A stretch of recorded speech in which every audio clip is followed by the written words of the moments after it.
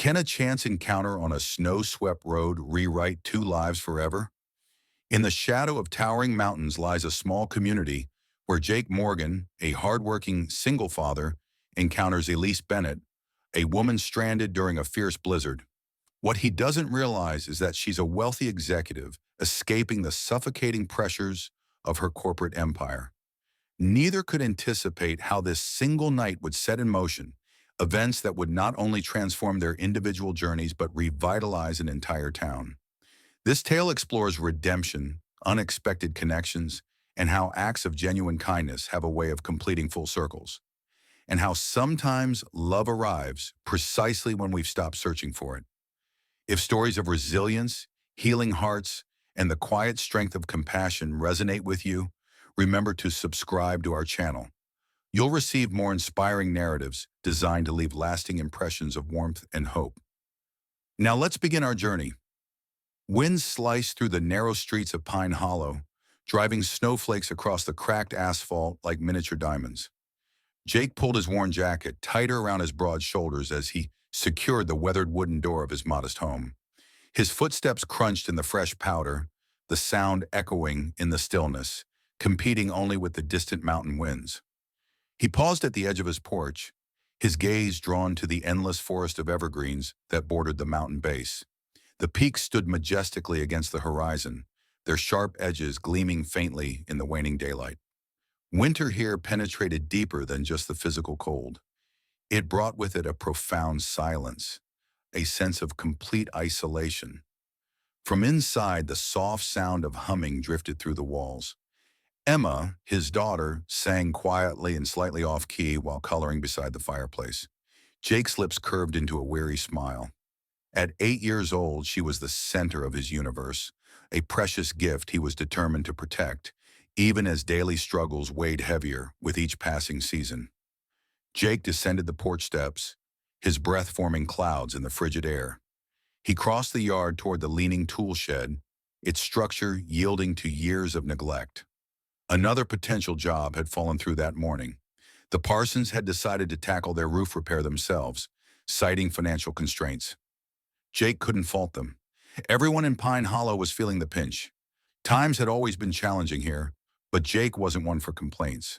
He simply approached each day with determination, fixing what needed repair and moving forward one step at a time. Inside the shed, he collected his toolbox, pausing to touch the photograph taped to the wall. A young woman with dancing eyes holding a toddler. Sarah, his late wife. He brushed his fingers against the image, a private ritual, before heading back toward the house. Emma met him at the entrance, her chestnut curls peeking from beneath a knitted cap that drooped over her forehead. "Daddy, is Mr. Wilson visiting tonight?" she asked hopefully. Jake shook his head. "Not tonight, honeybee. The weather's too harsh for him to venture out." Emma's expression fell, but she nodded in understanding. "I wanted to show him my picture. You can see it instead," Jake offered gently, removing his boots before stepping inside. Her face brightened as she raced to retrieve her latest creation from beside the hearth. Jake knelt beside her as she proudly displayed a drawing, an uneven house beneath a mountain, stick figures standing by a tree. In the corner blazed a vibrant yellow sun, impossibly bright against the gray reality outside. "That's us," she explained, pointing to the figures. "You, me, Mr. Wilson, and that's Mommy up in the sun." Jake felt a constriction in his chest. He smoothed her hair, love and yearning mingling in his throat. "It's perfect, Emma." Their evening passed as it typically did, quietly, simply. Jake repaired a dripping faucet while Emma read aloud from her storybook. The fire crackled softly, casting elongated shadows that danced across the faded wallpaper. Outside, the wind intensified. By bedtime, the temperature had plummeted dramatically. Jake stood in her doorway, watching her chest rise and fall in peaceful slumber, her small fingers loosely clutching the tattered stuffed rabbit she cherished. When he returned to the kitchen, he poured himself a mug of diluted coffee, gazing out the window at the dark road winding toward the mountains. Snowflakes whirled chaotically in the glow of the porch light. Then he noticed them, headlights, dim and wavering, cutting uncertainly through the curtain of snow. A vehicle inching precariously down the winding road, dangerously near the roadside ditch. Jake set down his mug. Something about the car's unsteady progress sent alarm signals through him. He grabbed his coat, pulling it on as he stepped back into the bitter cold. The wind bit at his face as he jogged toward the roadside. The vehicle, a sleek black SUV, lurched slightly, its tires spinning helplessly in the deepening snow. Jake waved his arms, signaling the driver to stop. The window lowered, revealing a woman inside, her face pale, eyes wide with unease. She appeared distinctly out of place in the storm, her hair perfectly styled, her coat far too thin for the severe weather. "Are you all right?" Jake called over the howling wind. She leaned toward the window. "I think I've taken a wrong turn. I'm trying to reach the base of the mountain, but visibility is terrible." Jake assessed the way her tires had sunk partially into the snow. "You won't make it down in these conditions. Better come inside and wait it out." She hesitated, glancing back toward the treacherous, winding road, clearly weighing whether to trust a stranger in this remote location. Jake raised his hands, palms upward. "I have a young daughter inside. You'll be completely safe." That seemed to convince her. She gave a small, reluctant nod. Jake guided her carefully from the SUV, retrieving a flashlight as he led her toward the cabin. Inside, the warmth from the fire enveloped them like a gentle embrace. Emma stirred slightly from her room but didn't awaken. The woman stood awkwardly near the entrance, brushing snowflakes from her coat. Jake extended his hand. "Name's Jake Morgan." There was a pause before she accepted it, her grip delicate. "Elise," she said simply. "Elise Bennett." The name held no significance for him, just another traveler caught in the storm. But outside, the wind howled more fiercely, as if signaling a turning point neither could yet comprehend. The cabin seemed to shrink with a stranger standing within its walls, her polished presence somehow clashing with the worn furniture and creaking floorboards. Jake hung his coat by the door, brushing snow from his sleeves as he observed Elise Bennett.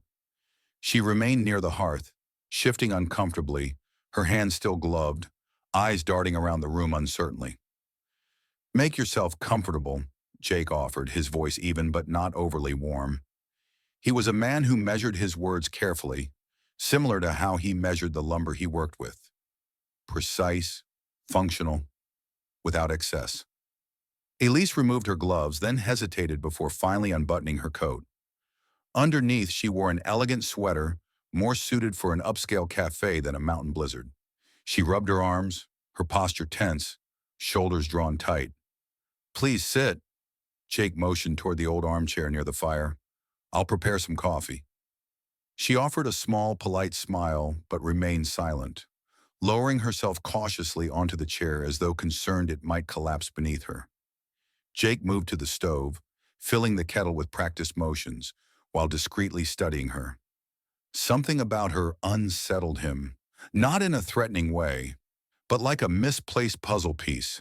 Her attire, her mannerisms, the way her gaze lingered on the chipped countertops and faded curtains. She clearly wasn't from this area. Emma's soft footsteps padded into the room, rubbing her eyes. Jake turned quickly. "Honeybee, everything okay?" She stopped when she noticed Elise blinking drowsily. "Who's that?" Jake crouched beside his daughter. "This is Miss Elise. She got caught in the storm. She'll stay with us tonight." Emma's initial shyness dissipated quickly as curiosity took over. She stepped forward, tilting her head. "Do you like drawing?" she asked without introduction.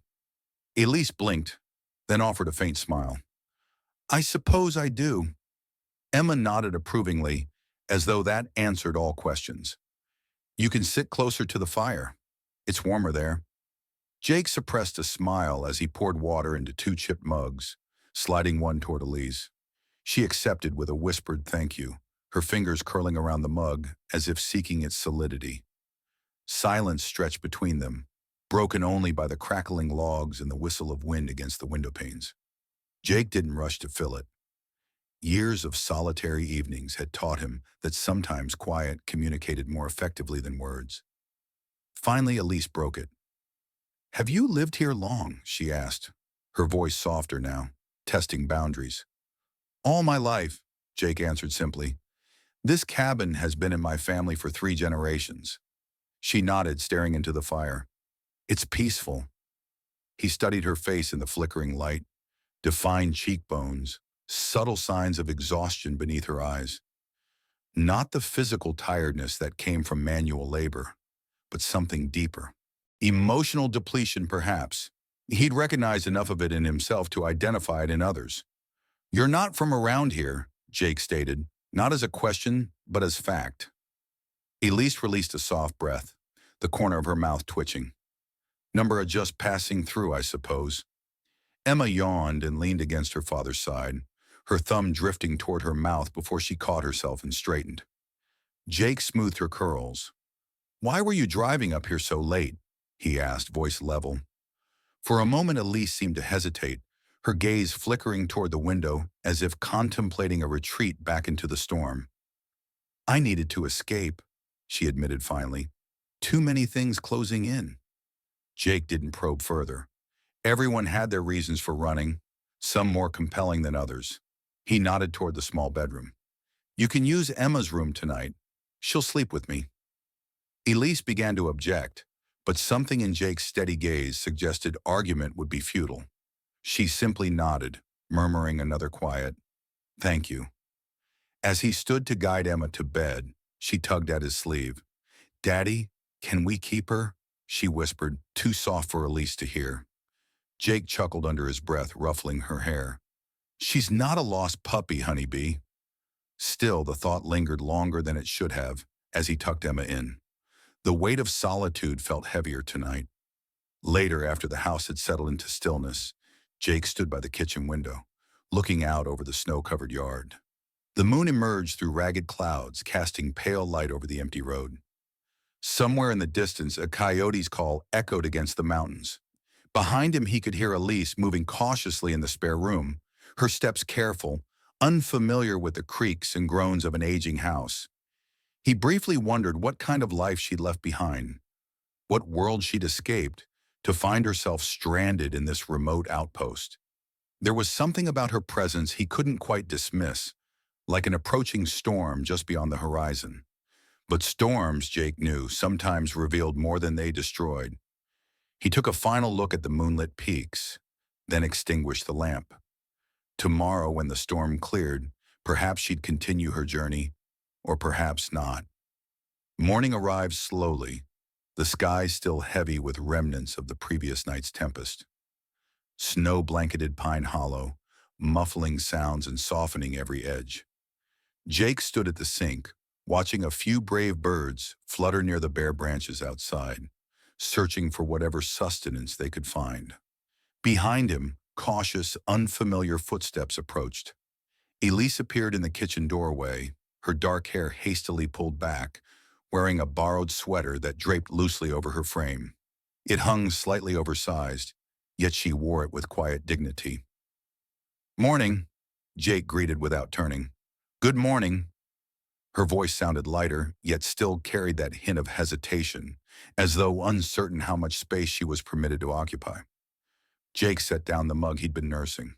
"Coffee's fresh. Help yourself." She nodded, stepping carefully toward the counter as if afraid to disturb the household rhythm.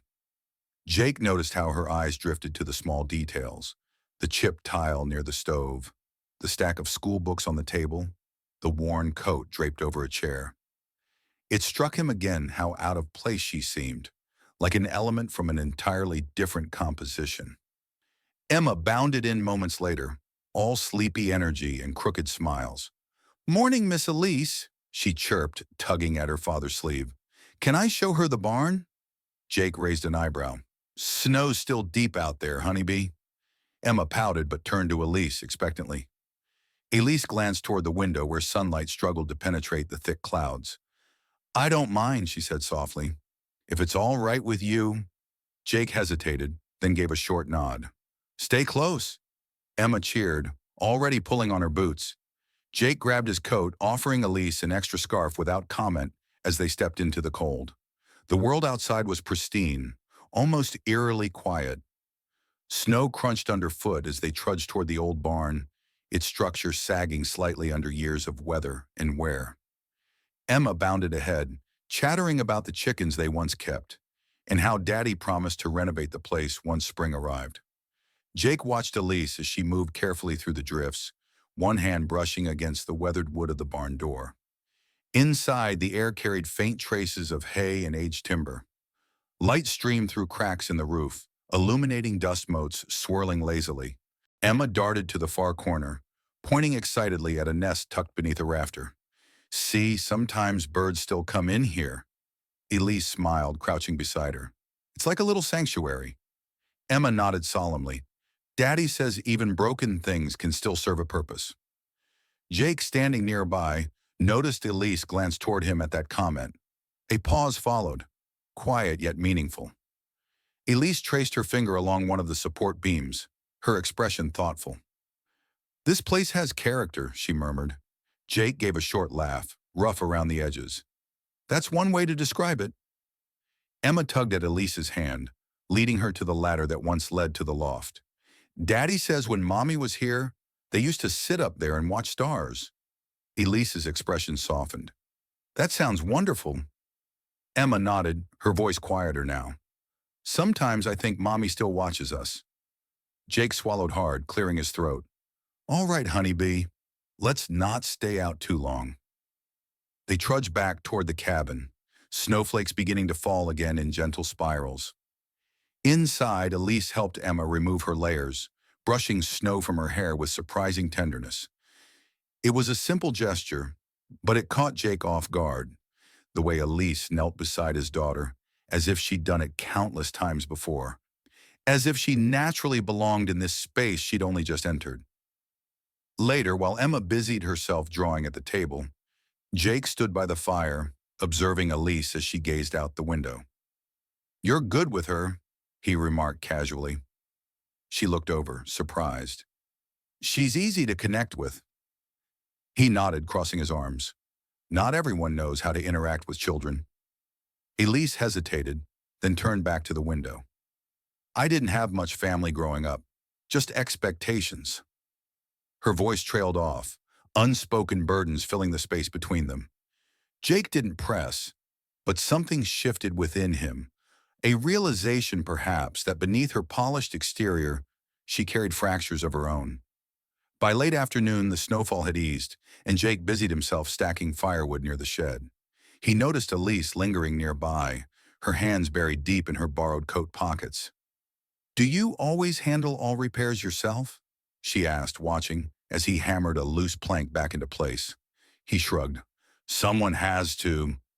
She chewed her lip thoughtfully, then confessed, "Where I come from, people hire others for everything."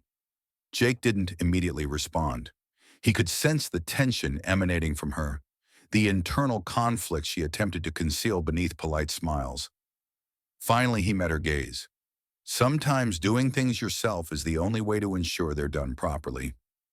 Her eyes flickered, something unreadable passing through them as the sun descended, casting a soft amber glow over the snow. Jake gestured toward the house. "Dinner's simple," he said, "but you're welcome." She gave him a small, genuine smile. Simple sounds perfect. And for the first time since her arrival, something authentic yet fragile had formed between them. Not questions, not pretenses, just two people who understood what it meant to piece things together, even when life created fissures. The following day dawned clearer, though heavy snow still enveloped the town in profound silence. The kind of quiet that felt almost too still, as if the world were holding its breath. Jake stood by the window, sipping his coffee, eyes scanning the mountain ridge where yesterday's storm had passed through. The roads remained slick, the sky pale and empty. Elise sat quietly at the kitchen table, Emma beside her, both focused on a sheet of paper. Jake observed as Emma explained her drawing. Stick figures standing by a crooked house, a yellow sun smiling in the corner. Elise listened attentively, nodding and asking questions as though she'd known Emma far longer than 2 days. There was something natural about how Elise integrated into their morning routine. No pretense, No polite distance like the night before. Jake wasn't certain if it unsettled him or made the house feel more complete. After breakfast, he donned his coat and motioned toward the door. Heading to Martha's cafe, she needs the porch steps repaired before the next freeze. Elise looked up, something flickering behind her eyes. Do you need assistance? Jake raised an eyebrow. Have you ever handled a hammer? She smiled faintly. I can learn. Emma clapped her hands. Can I come too? He glanced at his daughter's hopeful expression, then back to Elise. Against his better judgment, or perhaps because of something else entirely, he nodded. All right, let's go. Pine Hollow was the type of town where everyone knew everyone, and strangers didn't pass unnoticed. As they walked toward the main street, snow crunching beneath their boots, Jake caught the curious glances directed their way. Martha's Cafe occupied the corner, a modest building with faded blue shutters, a hand-painted sign swinging in the breeze. Martha Wilson herself stood on the porch, wrapped in a thick scarf, her eyes sharp and perceptive. She acknowledged Jake with a nod, then her gaze shifted to Elise, lingering. Well now, Martha said, wiping her hands on her apron. Didn't expect you'd bring help today. Jake grunted. Seems she needed something to do. Elise extended a polite smile. I'm Elise, just passing through. Martha's eyes narrowed thoughtfully, but she didn't pry. Instead, she pointed toward the steps. Those boards have been loose since last winter. Nearly broke my ankle yesterday. Jake set to work, removing his tools. Emma settled herself on the steps, content to observe. Elise stood beside him, attentive, initially silent as she watched his movements. Is this your profession? She asked after a while, voice soft. Fixing things? Jake replied without looking up. Yeah, houses, barns, whatever needs repair. Her brow furrowed slightly. Why not leave? Move somewhere with more opportunities. Jake paused, hammer suspended midair. He glanced at her, something guarded behind his eyes. This is home. Elise opened her mouth but reconsidered whatever she'd intended to say. Instead, she knelt beside him, fingers brushing against a splintered board. Show me what to do, she said simply. For the next hour, they worked in companionable silence. Jake demonstrated how to steady nails, how to measure before cutting. She listened carefully, hands initially awkward, but gradually gaining confidence.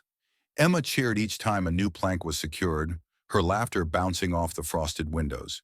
Inside the cafe, Martha observed through the glass, her expression unreadable. When the final board was in place, Jake stood back, wiping sweat from his brow despite the cold. Elise straightened, breathing deeply, strands of hair clinging to her cheek. For the first time since her arrival, she appeared almost content, grounded. Martha stepped outside, handing Jake 2 mugs of coffee, then offering one to Elise. You've got steady hands, she remarked casually. Most visitors passing through aren't interested in getting their hands dirty. Elise accepted the mug, giving a non-committal smile. I suppose there's a first time for everything. Martha's gaze lingered, perceptive beneath the kind exterior, but she didn't press further. Jake noticed it, though, the quiet assessment. In Pine Hollow, people rarely asked directly, but they always recognized when someone didn't quite fit. Walking back toward the cabin, the sun dipped low, casting elongated shadows across the snowdrifts. Emma skipped ahead, kicking at clumps of ice. Elise walked beside Jake, her pace slower now. You don't ask many questions, she remarked suddenly. Jake glanced at her, puzzled. Not much need. She looked down at her gloves, fidgeting with the edge. Most people want to know more. Why I'm here, where I came from. He shrugged. Figure you'll share if you want to. Elise's smile was small, almost melancholic. It's strange. What is? How quiet it is here. People don't expect things from you. Jake's jaw tightened. He understood far more than he revealed. The weight of expectations, of constantly being valued for what you provide, rather than who you are. They reached the porch, Emma already inside. Jake paused before opening the door. Everyone has fractures, he said quietly. Some people just conceal them better. Their eyes met, something unspoken stretching between them, not prying, not demanding, just perceiving. Elise nodded once, as if she understood. That night after Emma had fallen asleep, Jake stood outside, leaning against the railing, gazing at the distant mountains. Behind him he heard the door creak, soft footsteps approaching. Elise stood beside him, her breath clouding in the cold air. "I'll be leaving soon," she said after a moment. "When the road's clear."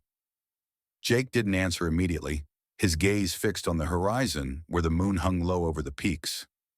"Storm's still passing," he said finally. "No sense rushing out before it's done." She studied him, really looked, and something in her shoulders relaxed slightly. Perhaps for now that was sufficient. The weather intensified overnight. Jake sensed it long before the first flurry of snow touched the window panes. The kind of cold that penetrates your bones, coiling tightly. Pine Hollow winters had a way of returning like that, subtle and sudden. He stood on the front porch at dawn, watching heavy clouds descend from the peaks. The sky was a pale gray, wind tugging at the bare branches. Behind him, Elise appeared, pulling her borrowed sweater tighter. "Another storm?" she asked, voice low. Jake nodded. "Looks that way." Emma shuffled sleepily in the doorway, rubbing her eyes. Jake crouched, brushing her curls from her face. "Best we remain indoors today," he told them both. Elise glanced at the sky again, concern forming between her brows.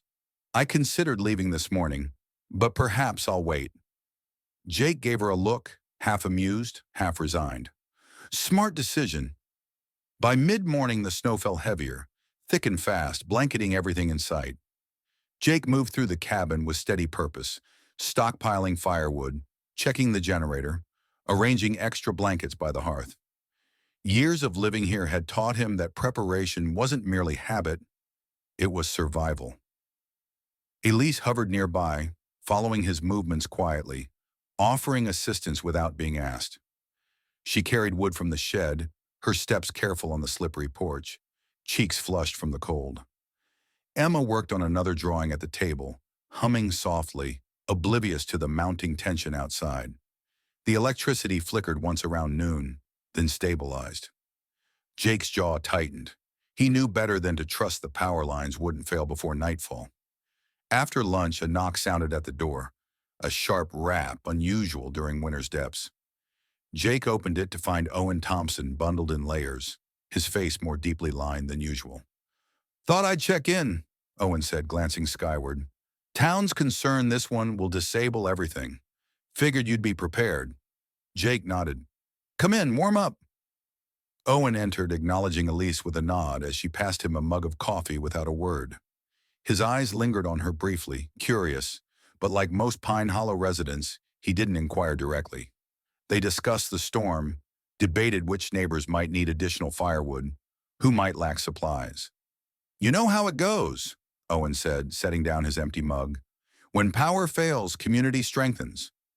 Jake glanced at Emma, who was listening intently, then at Elise. "Seems we're in for a long night," he agreed. By late afternoon, the storm raged fiercely. Snow slapped against the windows, wind howling through the cracks.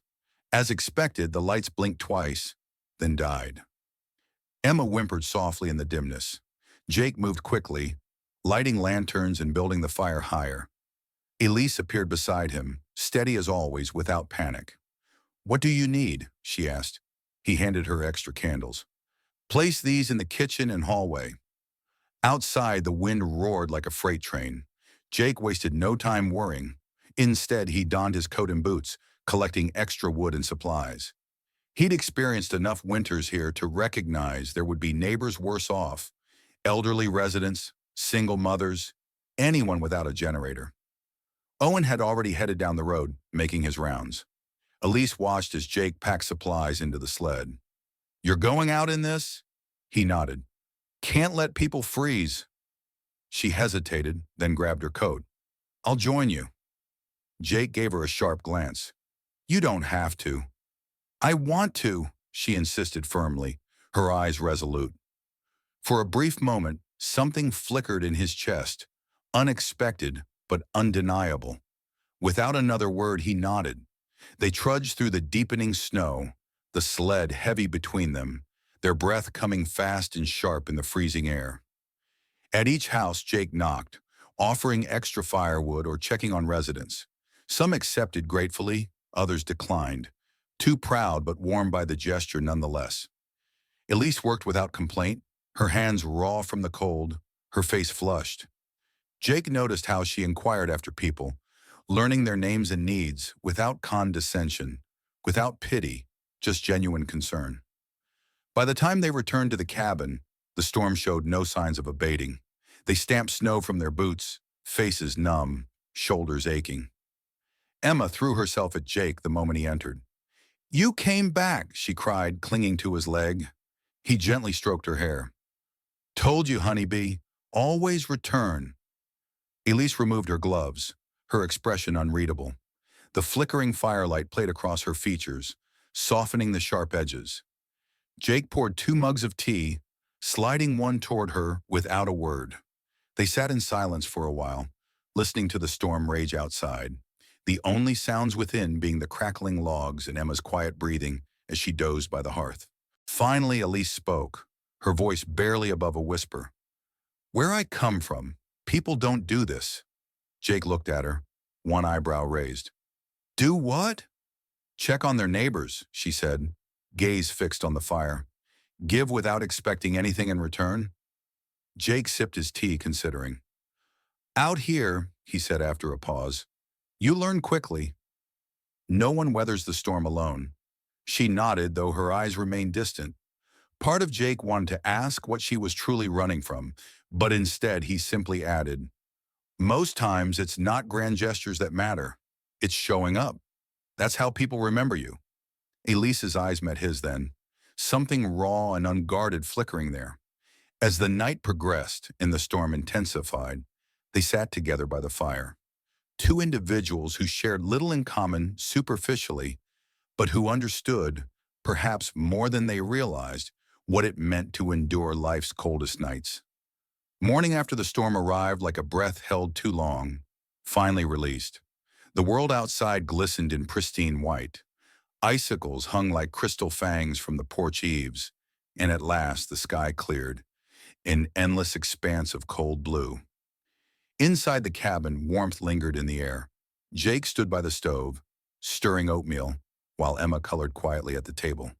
Across from her, Elise sat, hands wrapped around a steaming mug, eyes distant despite the cozy scene. For the first time since her arrival, something in her posture appeared less guarded.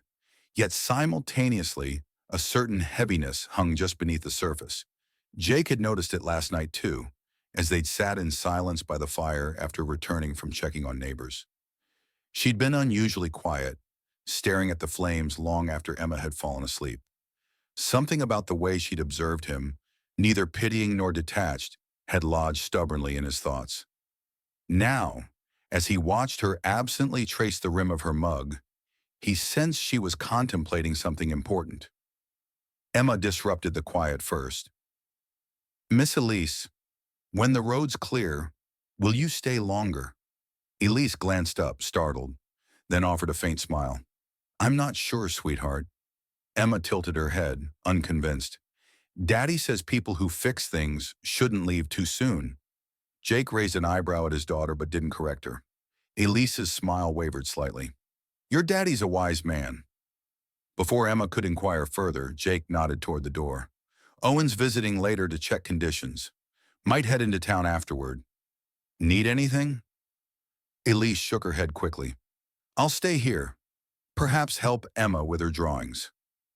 Jake nodded, though something in him prickled, an awareness that she'd declined too hastily, too firmly.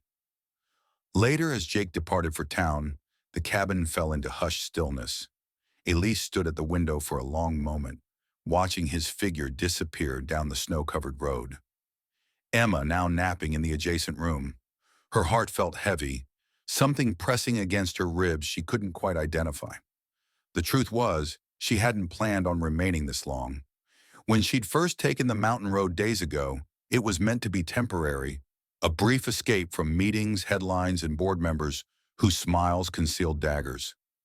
Bennett Enterprises was her birthright, but never by choice.